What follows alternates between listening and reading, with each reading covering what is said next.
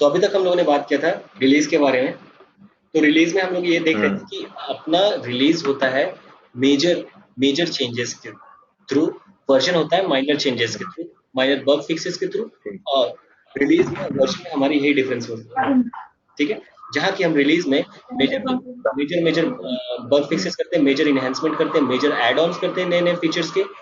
But but hmm whether it is release 1, release 2, release 2 3, release 23, release 44, existing functionalities remains the same, पूरा पूरा application नहीं बदलता, ठीक है। तो जो ठीक भी है। जो भी हमारे एग्जिस्टिंग फंक्शनैलिटीज हैं हमारे रिटर्न, उसके लिए फंक्शनैलिटीज के पहले से पहली बार जब टेस्ट हुआ होगा या फिर जैसे जैसे हमारा रिलीज बनते जाता है, उसके लिए हम लोग मैनुअल टेस्ट केसेस लिखते हैं, इस तरीके से लिखते हैं, राइट। हम्म हाँ, तो मैं आपको यही दिखाना चाह रहा हूँ कि ये जो हम टेस्ट केसेस लिखते हैं, फंक्शनल टेस्ट केसेस लिखते हैं, उन सबको हम्म ऑटोमेट कर देना। इसी को हम रिग्रेशन टेस्टिंग का आपने सुना होगा। रिग्रेशन टेस्टिंग क्या होता है? हाँ जो हाँ। एग्जिस्टिंग फंक्शनैलिटीज होती है, जो एग्जिस्टिंग फंक्शनैलिटीज होती है उसको। जिन पे बार बार रिसोर्स लग रहा है एक ही फंक्शनैलिटीज को बार बार टेस्ट करने के लिए, और वो कभी चेंज नहीं होता, हम्म ठीक। तो उसको हम्म। ऑटोमेट कर देना ज्यादा अच्छा प्रोसेस है, करेक्ट। तो हम उसे हाँ। ऑटो तो हम उसे ऑटोमेट कर देंगे मतलब कि आपने कोई एक मैनुअल टेस्ट केस लिखा है कि इधर जाओ, इस लिंक हाँ। को क्लिक करो, लिंक को क्लिक करने के बाद जीमेल में जाओ, जीमेल में जा करके चेक करो मेल आया कि नहीं, मेल में एक लिंक होगा, उस मेल पे क्लिक क्लिक करके चेक करो कि रजिस्ट्रेशन वेरीफाई हो रहा है कि नहीं, ठीक है, ठीक है। ठीक है। तो ये इस हाँ। तरीके से हम लोग मैनुअल टेस्ट केसेस लिखते हैं। तो यही चीज, ये सारे के सारे हम ऑपरेशन कहाँ कराते हैं? वेब ब्राउजर में खुले हुए एप्लीकेशन में, ठीक है। हाँ ठीक है। तो वेब ब्राउजर एक हमारा मीडिएटर हो गया, जो कि हमारा ये हमारे हर एक एप्लीकेशन को खोलने के काम में आता है, ठीक है, अप्रोच करने के काम में आता है। तो तो हमारी ठीक है। जो भी फंक्शनैलिटीज है, हम जो भी tip top click drag and drop और जो भी हम फंक्शनैलिटीज, जो भी हम एक्शंस परफॉर्म करते हैं वेब एप्लीकेशंस के ऊपर, वो सारे के सारे पॉसिबल होते हैं ऑटोमेट करना। तो तो बेकार में धीरे धीरे जैसे जैसे रिलीज बढ़ेगा वैसे वैसे मैन पावर बढ़ेगा ऑफिस में। जैसे जैसे मैन पावर बढ़ेगा तो हम्म उसका हर महीने का खर्चा देना पड़ेगा। हर महीने का खर्चा देना मतलब आप मैनेज करना, एक एप्लीकेशन के लिए मैनेज करना बहुत ही मुश्किल हो रहा है। तो तो ऐसे में कॉस्ट कटिंग करने के लिए और मैन पावर के ऊपर डिपेंडेंसी कम करने के लिए, और जैसा रिक्वायरमेंट है any point of time test script को रन करके फंक्शनैलिटी को चेक करना, ये सब फीचर्स हम्म। के लिए हम हम एक ऑटोमेशन टूल का इस्तेमाल करते हैं। टूल मतलब कि एक सॉफ्टवेयर, ठीक है, टूल मतलब कि सॉफ्टवेयर। तो हम एक ऑटोमेशन के टूल का इस्तेमाल करते हैं, जैसे कि सिलेनियम हो गया, Q2P हो गया, वगैरह वगैरह बहुत सारे हैं मार्केट में, ठीक है। तो ठीक है। हम क्या करते हैं, ये जो functional test cases, integration test cases, system test cases हैं, उन सबको हम कन्वर्ट करते हैं हम्म, ऑटोमेशन टेस्ट स्क्रिप्ट्स में। टेस्ट केसेस, TC फॉर ठीक। Test cases to test scripts, scripts. Script. हाँ, तो तो ये तो एक हो गई हमारी एक बात, ठीक है। ठीक अब है। हम आते हैं, automation is a process of converting any test cases to test scripts using some tools and scripting language। But ऐसे की जरूरत क्यों पड़ रही है? The process of conversion of manual test cases to the test scripts with the help of some tools and its specific scripting language। इसका मतलब क्या हुआ? इसका मतलब ये हुआ कि आप टेस्ट स्क्रिप्ट्स को टेस्ट टेस्ट केसेस को टेस्ट स्क्रिप्ट में कन्वर्ट करने का प्रोसेस ऑटोमेशन कहलाता है, ठीक है। टेस्ट टेस्ट ठीक है। केसेस को टेस्ट स्क्रिप्ट में कन्वर्ट करने का फिर। प्रोसेस ऑटोमेशन कहलाता है। उसको उसको हम कैसे अचीव करते हैं? Using some tools like Selenium, okay, Q2P, ठीक है, ठीक है। और बट हम जैसे मैं आपसे कम्युनिकेट कर रहा हूँ हिंदी में, तो हमारे पास एक कम्युनिकेशन का हम्म माध्यम है। बट हम सॉफ्टवेयर को कैसे बोलेंगे कि ये हम्म करो वो करो? सॉफ्टवेयर को कुछ भी ना कुछ बोलने के लिए हमें एक उसका लैंग्वेज स्पेसिफिक, जो जो टूल है वो लैंग्वेज स्पेसिफिक होता है, तो उसके लैंग्वेज का हमें पता होना चाहिए हम किस तरीके से कन्वर्ट कर सकते हैं। तो हमें कोई ना कोई प्रोग्रामिंग लैंग्वेज आनी चाहिए जिससे हम अपना मैसेज कन्वे कर सकें और उस टूल से हम वो काम करवा सकें। तो राइट। इसीलिए आपने जावा सीखा है, इसलिए आपने जावा सीखा है कि आप सेलेनियम को जावा के थ्रू इंस्ट्रक्शंस दे सकें और वो सारे काम करवा सकें जो आप मैनुअल टेस्ट केसेस में लिखे हैं। ठीक है, ठीक है। ओके।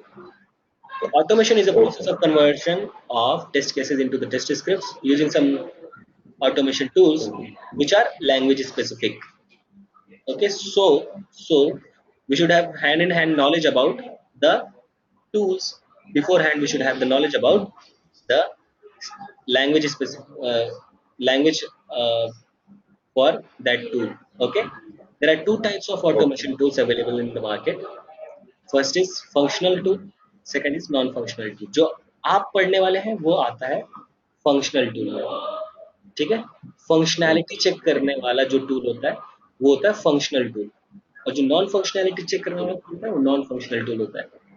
वैसे ये तो ऑब्वियस था जैसे मैंने बोल दिया, बट नॉन फंक्शनल फीचर्स कैसे क्या क्या होते हैं, जैसे कंपैटिबिलिटी चेक करना हुआ कि डिफरेंट डिफरेंट ब्राउजर्स में चल रहा है कि नहीं, परफॉर्मेंस चेक करना हुआ, ठीक है, यूजिंग जे मीटर और ये वगैरह वगैरह। बट फंक्शनल फंक्शनल चीजें क्या होती है, फंक्शनल जैसे कि यूजर नेम कंपोनेंट चेक कर रहे हैं, पासवर्ड कंपोनेंट चेक कर रहे हैं, लिंक चेक कर रहे हैं, और ये सारी चीजें हम जो भी चेक करेंगे उन सबको फंक्शनैलिटी फंक्शनैलिटी बोलते हैं, और उन सब की टेस्टिंग को फंक्शनल टेस्टिंग बोलते हैं। करेक्ट। तो हमारे मार्केट में करेक्ट। फंक्शनल टेस्टिंग के दो टाइप्स के टूल है, एक कमर्शियल टूल जो कि पेड वर्जन है, लाइसेंस खरीदना पड़ता है, जैसे QTP का 8 लाख का लाइसेंस आता है एक सॉफ्टवेयर। ठीक है, ओ। तो ठीक है। वो कमर्शियल टूल है। ठीक है, डॉट नेट भी एक पेड वर्जन ही था। ठीक है, अब ओपन सोर्स टूल जो है, ओपन सोर्स टूल का मतलब होता है ओपन सोर्स, सोर्स मतलब कोड, ओपन मतलब कि सबके लिए अवेलेबल, फ्रीली अवेलेबल टूल। जैसे कि सिलेनियम फ्री अवेलेबल है, इसलिए वो बहुत ही ज्यादा चलता है मार्केट में। ठीक है, तो फंक्शनल टेस्टिंग चेकिंग द ठीक functionality of application according to the CRS, मतलब कि कस्टमर रिक्वायरमेंट स्पेसिफिकेशन, क्या आपकी रिक्वायरमेंट, जो भी आपकी रिक्वायरमेंट है उसके तहत है। उसके थ्रू टेस्ट करना, फंक्शनैलिटी को हम फंक्शनल टेस्टिंग बोलते हैं। और आपको अगर मैं बताऊं तो कमर्शियल टूल में आपके पास QTP है। ठीक है, कमर्शियल ठीक टूल है। में आपके पास QTP है जो कि उसका वेंडर कौन है, HP ने बनाया है, और इसमें लैंग्वेज कौन सी चलती है, VB scripting, visual basics. Okay. बीबी। ठीक है। दूसरा टूल है RFT, उसका वेंडर कौन है, IBM। कौन सा IBM। लैंग्वेज यूज करता है, जावा। VSTS माइक्रोसॉफ्ट का है, .NET यूज करता है। सोप प्रो, ठीक है, ये है smart beans, web services XML के थ्रू चलता है। ये हो गया हमारा कॉमर्शियल टूल। अब आते हैं हम ओपन सोर्स टूल पे। इसमें काफ़ी इंटरेस्टिंग चीज़ें हैं, जैसे कि सिलेनियम IDE हो गया, सिलेनियम RC हो गया, रिमोट कंट्रोल, ये दोनों बनाए थे थॉटवर्क्स ने। इसी कंपनी हमारी बैंगलोर में भी है। ठीक है, वेब ड्राइवर हो गया जिसमें ठीक। गूगल का भी कंट्रीब्यूशन है। ठीक है, APM हो गया ठीक है। जिसे हम मोबाइल टेस्टिंग के लिए बोलते हैं, सिक्यूली मोबाइल टेस्टिंग के लिए इसको सॉस लैब ने बनाया। ठीक है, अब ठीक है। ये सारे हो गए हमारे। आप जो पढ़ेंगे वेब ड्राइवर पढ़ेंगे, सेलेनियम वेब ड्राइवर। ठीक है, ये है सारे ओपन ठीक है। Source tool. अब आपको बताऊं नॉन फंक्शनल टेस्टिंग क्या होती है, और नॉन फंक्शनल टेस्टिंग करने के लिए हमें कौन कौन से टूल्स की जरूरत पड़ती है, वगैरह वगैरह, बहुत सारे टूल्स हैं। Checking non functionality of an application like performance, compatibility, usability, plan डिकान, बहुत सारे हैं। ठीक है, लोड रनर कमर्शियल टूल है, जे मीटर ओपन सोर्स टूल है, इसलिए जे मीटर लोग परफॉर्मेंस टेस्टिंग के लिए यूज करते हैं। लोड रनर भी परफॉर्मेंस टेस्टिंग करता है, बट वो कमर्शियल टूल के थ्रू। तो बड़े बड़े एप्लीकेशन जो होते हैं वो MNCs के होते हैं, वो लोड रनर यूज कर लेंगे। लेकिन जो छोटे और मीडियम मीडियम बेस्ड कंपनीज के हैं वो सब कैसे करेंगे, जे मीटर के थ्रू करेंगे, क्योंकि वो इतना पैसा तो लगाना नहीं चाहते, क्योंकि n number of resources equal to n number of LoadRunner, software is equal to n number of payments needs to be made. इसलिए RT है जो कि जावा लैंग्वेज यूज करता है, लोड रनर सी लैंग्वेज यूज करता है, जे metre जावा use करता है। तो आपके पास जावा पढ़ने से एक एडवांटेज हो गया कि आप सेलेनियम तो पढ़ेंगे ही पढ़ेंगे, सेलेनियम वेब ड्राइवर कर ही सकते हैं, उसी में जास डाल करके आप जे मीटर या फिर JMeter को भी पढ़ने के लिए आप जावा लैंग्वेज का Ready. यूटिलाइजेशन कर सकते हैं। ठीक है, तो सेलेनियम के बाद अगर आप JMeter भी सीख लेते हैं तो आपके लिए एडेड एडवांटेज है, अच्छा पैकेज मिलता है। अच्छा हमारे ठीक पास है। ऐसे नियो लोड है, QA लोड है, VSTS है, इन सब का हम देखेंगे। हाँ, और अगर मैं आपको और थोड़ी सी गहराई में बताऊं कि टूल्स क्या क्या टूल्स हैं। कॉन्फ़िगरेशन मैनेजमेंट टूल, आपने IST के भी एग्जाम दिया, आप जानते होंगे कि कॉन्फ़िगरेशन हम्म, मैनेजमेंट क्या होता है। कॉन्फ़िगरेशन मैनेजमेंट का ये होता हाँ, है, मतलब ये होता है कि जैसे कि आपने अभी सॉफ्टवेयर रिक्वायरमेंट लेवल पे है, ठीक है, सिर्फ रिक्वायरमेंट गैदरिंग चल रही है, हम्म, रिक्वायरमेंट हम्म, लिखे जा रहे हैं, रिक्वायरमेंट एब्जॉर्ब किए जा रहे हैं, डॉक्यूमेंट बनाया जा रहा है। अब उसके बाद हम्म, उसकी टेस्टिंग होती है, डॉक्यूमेंट्स की भी टेस्टिंग होती है, स्टैटिक टेस्टिंग बोलते हैं उसको। तो स्टैटिक टेस्टिंग में उन हम्म, सबको अपडेट किया जा रहा है। तो एक वर्जन के बाद दूसरा वर्जन हम्म, आ रहा है डॉक्यूमेंट का, तीसरा वर्जन आ रहा है डॉक्यूमेंट का, चौथा वर्जन आ रहा है डॉक्यूमेंट का। हम्म, बट बट हम्म, वो सारे जैसे जैसे वो अपडेट हो रहे हैं, डॉक्यूमेंट्स जैसे जैसे अपडेट हो रहे हैं, उन हम्म, सबको रखना भी तो पड़ेगा। अगर हम ड्राइव अपने गूगल ड्राइव में ही रखेंगे तो उसको जैसे हाँ, एक एक ही अगर फाइल के डिफरेंट डिफरेंट वर्जन है तो कंफ्यूजन क्रिएट होगा। राइट, इसलिए हम कॉन्फ़िगरेशन संभालने के लिए कॉन्फ़िगरेशन मैनेजमेंट टूल का इस्तेमाल करते हैं, जिसमें आता है SVN, परफोर्स, CVS, VSS।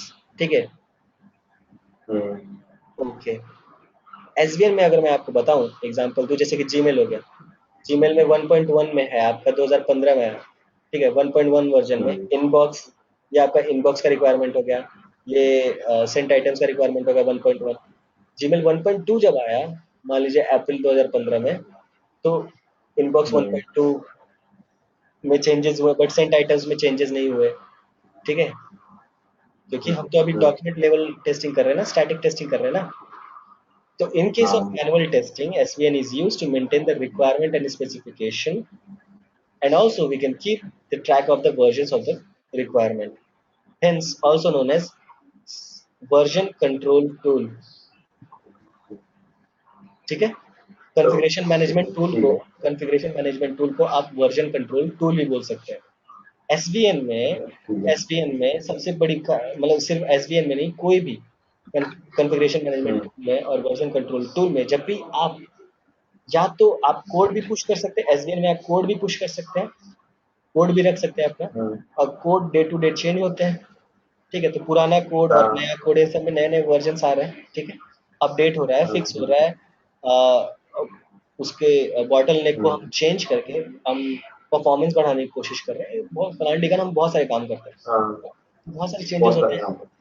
तो तो उन सबको मेंटेन करने के हाँ, लिए हमारे पास ऐसा एक कॉन्फ़िगरेशन मैनेजमेंट टूल और या फिर वर्जन कंट्रोल टूल होना बहुत ही जरूरी है।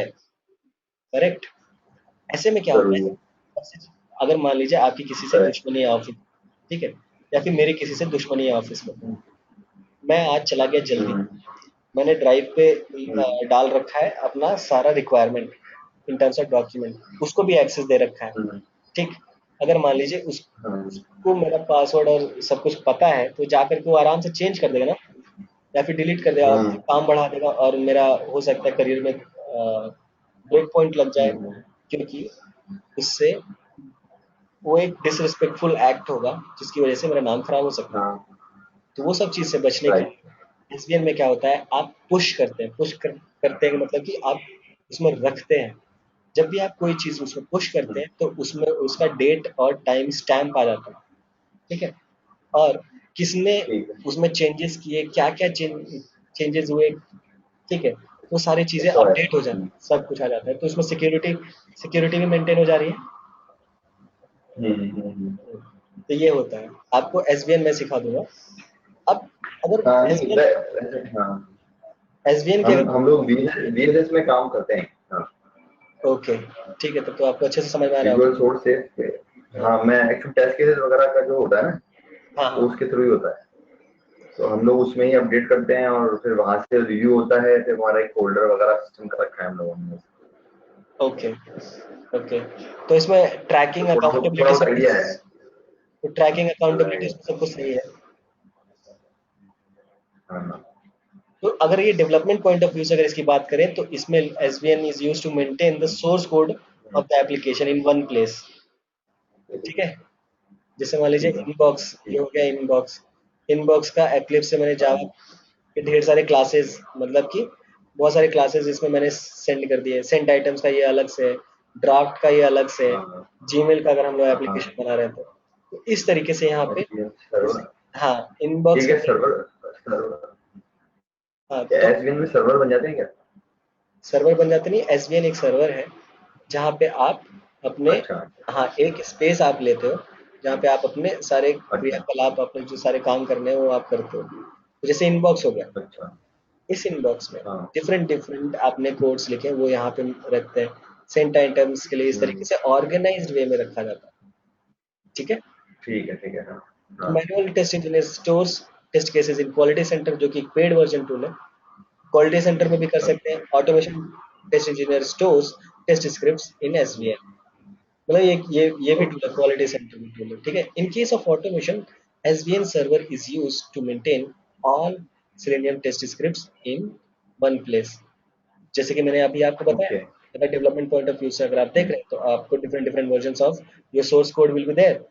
ठीक।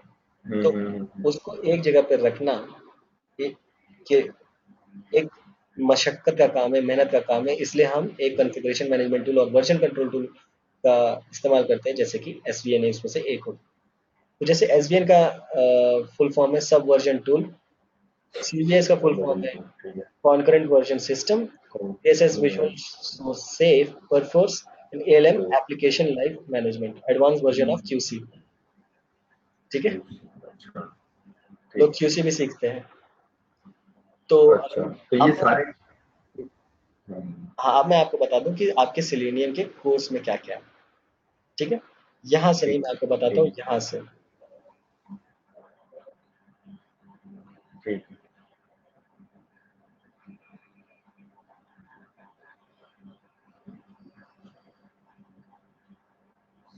आपको सिलेनियम में अभी तो आपका ब्रीफ इंट्रोडक्शन हो चुका है। ठीक है। नॉट ओनली ब्रीफ, ठीक है। अच्छे से आपको बता दिया गया है कि आप फंक्शनल टेस्टिंग करने वाले। नॉन फंक्शनल टेस्टिंग के लिए आपको जेमीटर और वो सब सारी चीजें सीखनी होगी, बट आप अभी सीख रहे हो फंक्शनल टेस्टिंग। हाँ ठीक है। हाँ। फंक्शनल टेस्टिंग में हाँ। Automation of functional testing scripts और टेस्ट केसेस। ओके। हम्म। तो सबसे पहले आपका इंट्रोडक्शन था selenium and types of functional testing tools. There after आपको बताऊंगा कि सेलेनियम वेब ड्राइवर आर्किटेक्चर क्या है। एचटीएमएल आपको आता है तो उसमें मैं थोड़े से टैग्स और एट्रीब्यूट्स की बात करूंगा और मेरी तरफ से एक ओवरव्यू रहेगा एचटीएमएल का। फिर उसके बाद हम लोग बात करेंगे जैसे ठीक। एचटीएमएल की वजह से आपका धांसू इजी हो जाएगा। ऑब्जेक्ट आइडेंटिफिकेशन, जो भी वेब एलिमेंट होते हैं, वेब एलिमेंट मतलब कि हम्म। वेब वेबसाइट पे आपके जो भी एलिमेंट्स प्रेजेंट हैं उन सबको फाइंड हम्म। करना, ग्रैब करना। तो उसके लिए आप absolute XPath, relative XPath, XPath ठीक है। फंक्शंस पढ़ेंगे।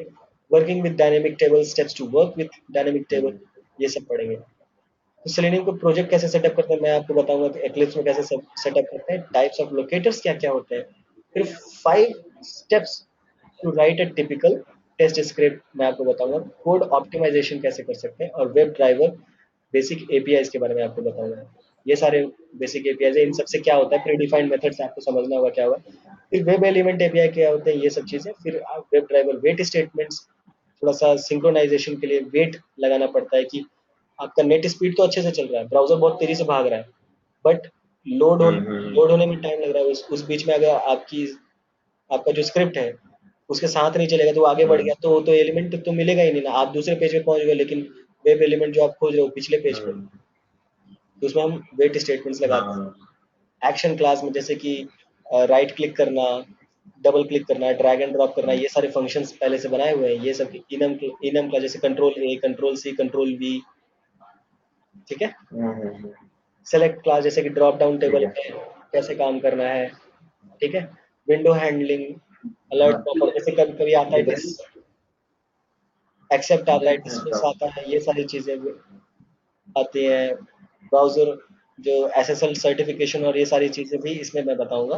फ्रेम हैंडलिंग, ये चीज आपको शायद तक ना पता हो, एचटीएमएल में अगर आपने पढ़ा होगा आई फ्रेम्स और ये सारी चीजें। फ्रेम्स क्या होते हैं, अच्छा। एक ही ब्राउजर में अलग अलग फ्रेम्स होते हैं, उन सब में कंट्रोल फ्रेमवर्क। ले करके जाना पड़ता है और वहां पे काम कराना पड़ता है। क्योंकि अगर मान लीजिए इस तरीके का अगर आपका एप्लीकेशन है, उसको आप किस तरीके से हम्म। pick करेंगे, ये सब मैं चीजें आपको बताऊंगा।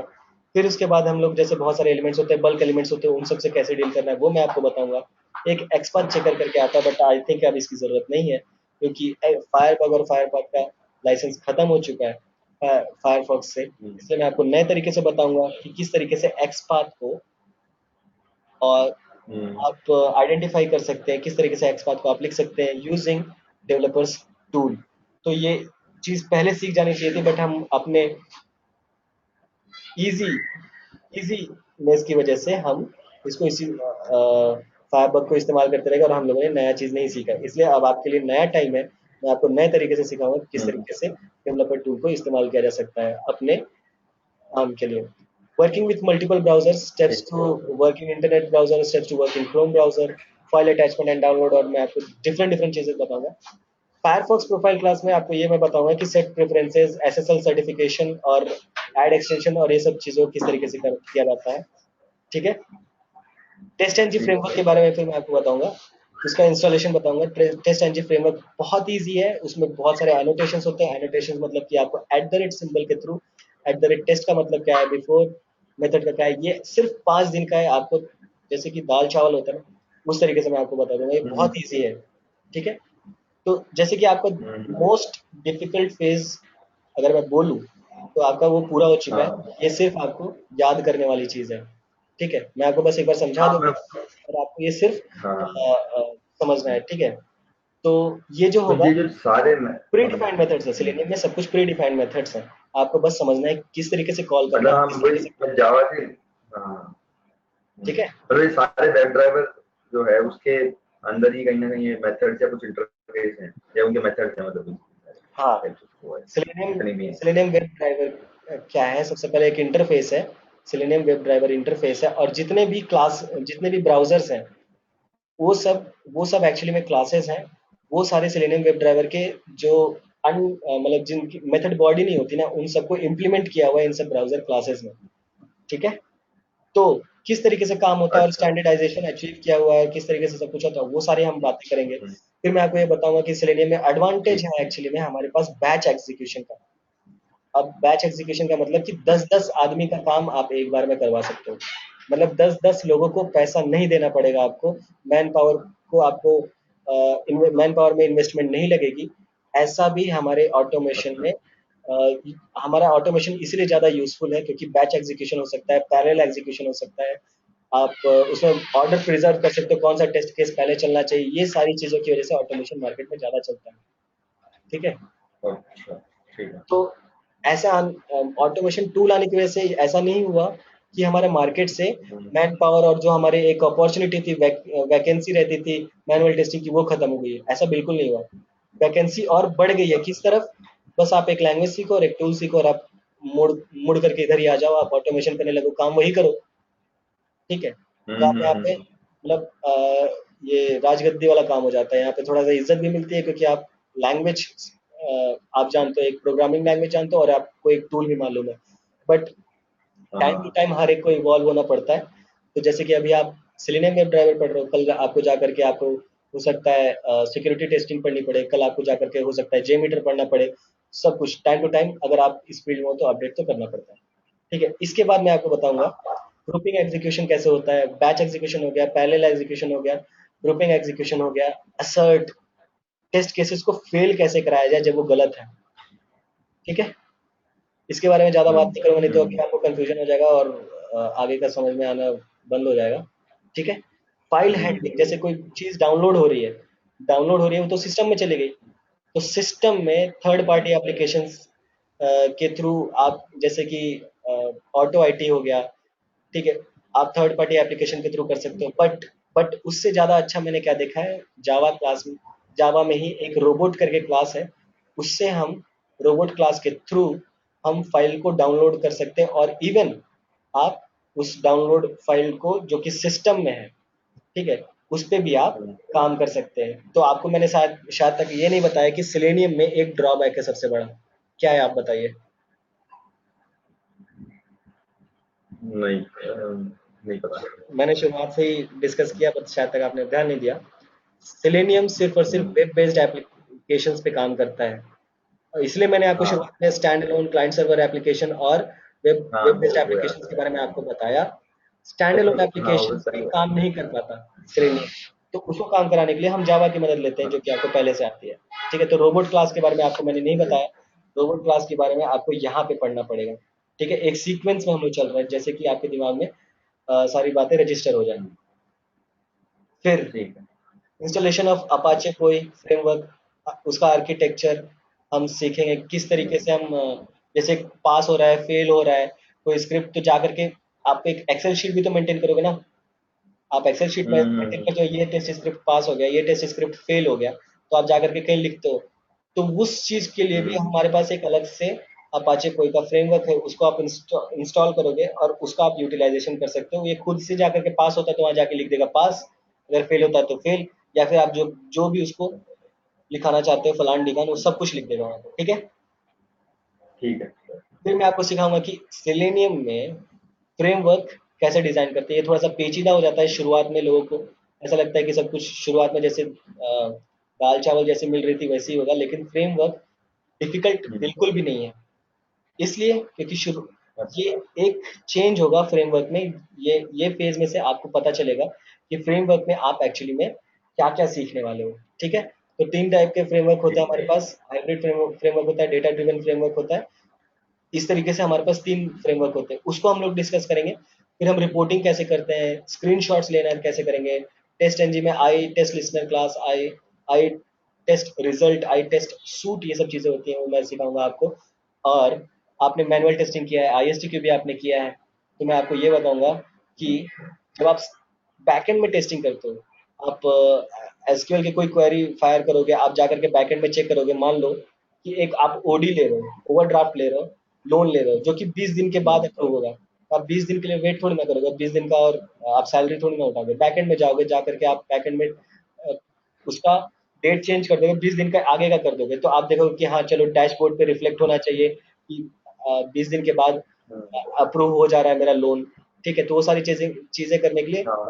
जेडीबीसी डेटाबेस से कनेक्शन सेटअप कैसे करना है वो मैं आपको बताऊंगा।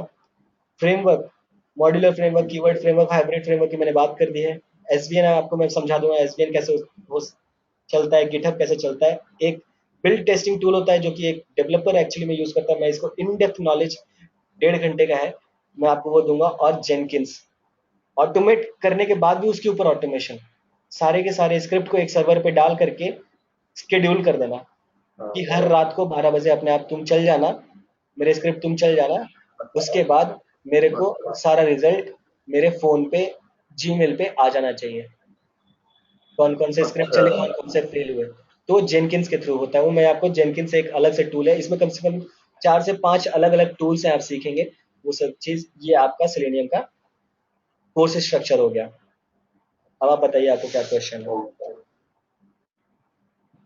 मेरा बहुत ही बेसिक सा क्वेश्चन था कि हम मतलब ये ऑटोमेटिक टेस्टिंग मतलब आई मीन किस केस में करते हैं, मतलब क्यों, मतलब बहुत सारे केसेस हैं हमारे पास, अलग टाइप के केसेस भी हैं, तो उसमें रिग्रेशन टेस्टिंग का किस मतलब आप मतलब समझते हैं?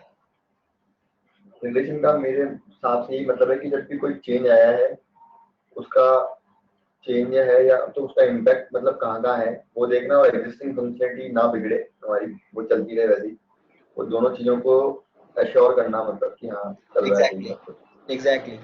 तो जो आप रिग्रेशन है टेस्टिंग ना। में बात करें, एग्जिस्टिंग फंक्शनैलिटीज जो होती हैं पहले, जो मतलब रिग्रेशन टेस्ट, ऑटोमेशन पिक्चर में कैसे आएगा, जैसे मतलब मुझे समझना है कि ऑटोमेशन का पिक्चर मतलब आई मीन एक प्रोजेक्ट चल रहा है तो उसमें उसकी एंट्री किस पॉइंट पे होगी और एग्जिट किस पॉइंट पे होगा या जो भी कुछ है, वो इसका थोड़ा मैं एंट्री तब क्लियर नहीं होता है कर जो भी, पाऊँ। हाँ, ऑटोमेशन का एंट्री तब होता है सबसे पहले एक डेवलपर है, एक रिलीज चल रही है जिसमें ऐड ऑन फीचर्स आए हुए हैं। ठीक है, नए नए फीचर्स डेवलप हुए हैं, कुछ कुछ हम्म। पुराने बग फिक्सेस हुए हैं, क्योंकि एक होता है डेफर्ड बग्स, एक स्टेटस होता है।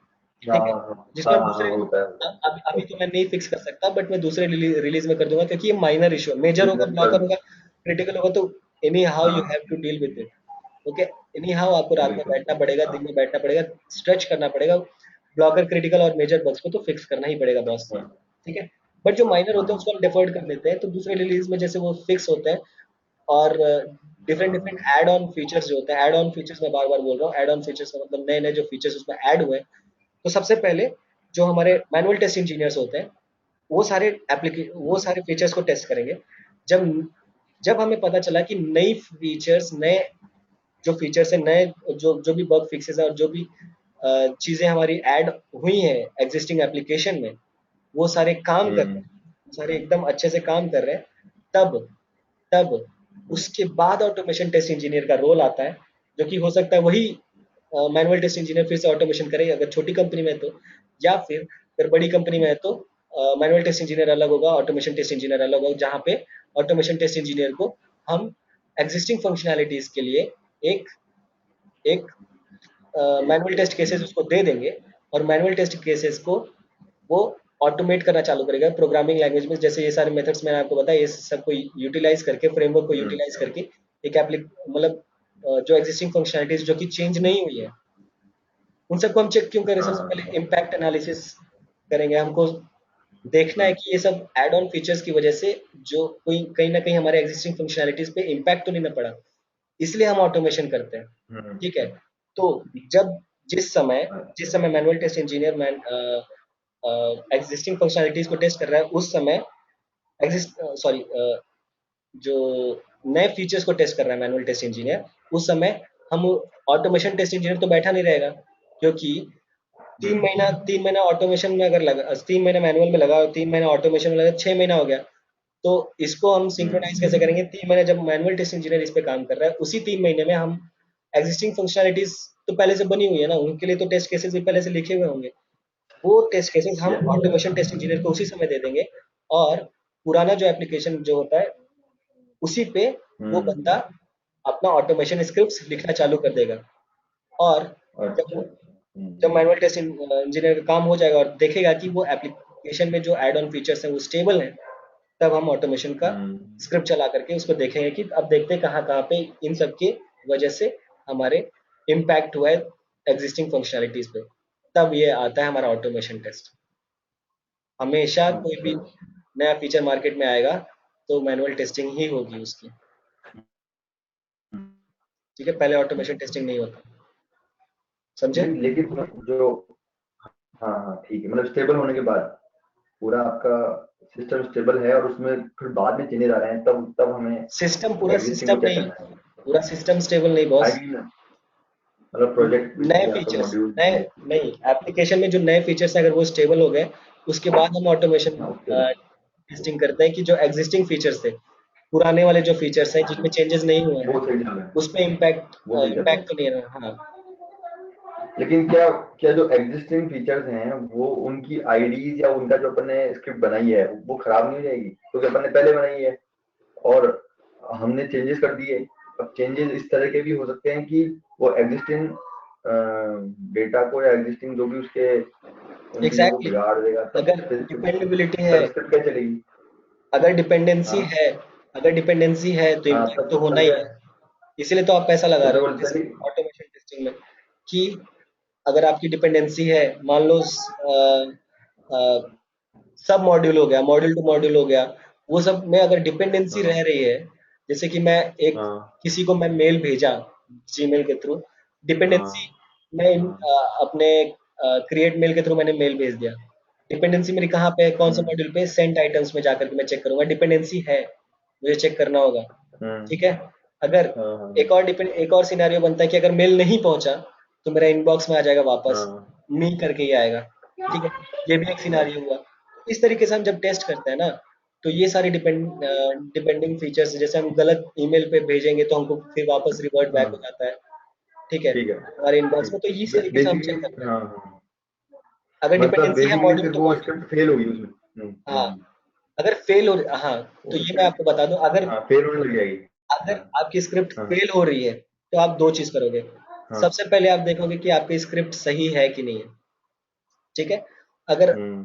आपकी हम्म। स्क्रिप्ट सही है तो इसका क्या मतलब हुआ? हम्म। फंक्शनैलिटी में गड़बड़ी है, तो आप जाकर के मैनुअली हाँ। टेस्ट करोगे उस फंक्शनैलिटी को कि यार यहाँ पे गड़बड़ आ रहा है। हम्म। तो उसमें क्या क्या हो सकता है? हो सकता है हम्म। आपके एलिमेंट, आपका यूआई ट्वीक हो गया हो। यूआई ट्वीक होना मतलब कि यूआई को और शार्प कर दिया हो, यूआई और इनहेंस हुई हो, जिसकी वजह से एलिमेंट का जो लोकेशन है, एक्स वीडियो, बात ये हाँ सब वो कुछ बिगड़ गया है। वो सारे चेंज हो जाए, तो उस सब की वजह से भी चेंजेस की वजह से भी हाँ हमारा स्क्रिप्ट फेल होता है। तो तो आप एक बार ऑटोमेशन स्क्रिप्ट फेल हो रहा है तो हमें बाद में जो स्क्रिप्ट फेल हो रही है, जो फंक्शनैलिटी भी जाकर के वो रुक रही है, वहां जाकर के हमें फिर से टेस्ट हाँ करना पड़ता है। अच्छा अच्छा अच्छा, तो इससे तो बहुत रिवर्क हो जाता होगा फिर तो। हाँ ठीक है। बहुत ज्यादा नहीं, एक बार जब लिखने का काम होता है 3 घंटे का, शुरुआत में आपको मेहनत पर लगेगा चेंज। लिखने में। एक बार जो सारे स्क्रिप्ट बन गए उसके बाद आप ग्रुप एग्जीक्यूट रोज के रोज कराते रहो, उसके बाद खाली बैठोगे आप। हाँ एक बार दिन में जाकर सही के है आपने स्क्रिप्ट चला दिया, दिन भर आप घूमो, आपके पास टाइम ही टाइम है। सही कह रहे हो, सही कह रहे हो। इसमें शुरुआत में ठीक मेहनत है। लगती है, हाँ, बट मैनुअल टेस्टिंग में शुरुआत में भी मेहनत लगती है, बीच में भी मेहनत लगती है और अंत में भी और मेहनत लगती है, क्योंकि वो कंसिस्टेंसी बनी रहती है मेहनत का। हाँ और उसके बाद फिर वो आउटपुट जो आता है उसका भी सब कुछ अपने एग्जैक्टली। ऊपर ही होता है। exactly. मतलब जो भी आपके साथ हो रहा एक्चुअली रिकॉर्डिंग चल रही है इसलिए बोला नहीं है। है।